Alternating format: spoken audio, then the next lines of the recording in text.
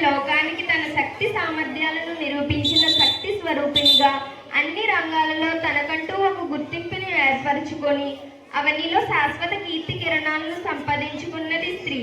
అటువంటి స్త్రీల ఔన్నత్యాన్ని కొనియాడుతూ సమాజంలో వారి గౌరవాన్ని చిరస్థాయిగా నిలిచేలా ప్రతి సంవత్సరం మార్చి 8వ తేదీన మహిళా దినోత్సవం జరుపుకోవడం జరుగుతుంది.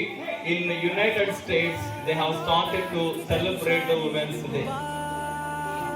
19th century నుండి ఉమెన్స్ సెలబ్రేషన్ అనేది సెలబ్రేట్ చేసుకుంటూ వస్తున్నారు.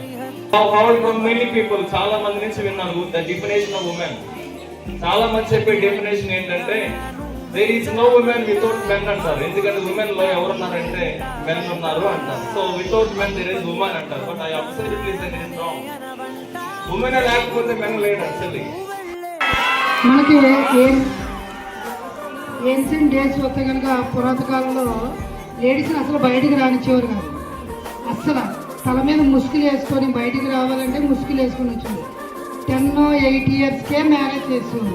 అసలు ఆడవాళ్ళ సలహాలు తీసుకోవడం కానీ ఆల్రెడీ కొన్ని దేశాల్లో ఇంకా కంటిన్యూ అవుతుంది. అసలు బయటికి రానిచ్చేవారు కదా. సో అలాంటి స్టేజ్ నుంచి ఇప్పుడు ప్రతి దాంట్లో మేము ఉన్నామని ముందుకు వచ్చి అన్ని రంగాల్లో రాణిస్తున్న మహిళకి మరొకసారి అభినందనలు తెలియజేస్తాను. B Chandrapal mountaineer, the first women mountaineer B Chandrapal కూడా సేమ్ అలాగే 12 సంవత్సరాల వయసులో, తన 12 ఏళ్ల వయసులో తను పికిటిక్లో ఒక మౌంటైన్ ఎక్కింది.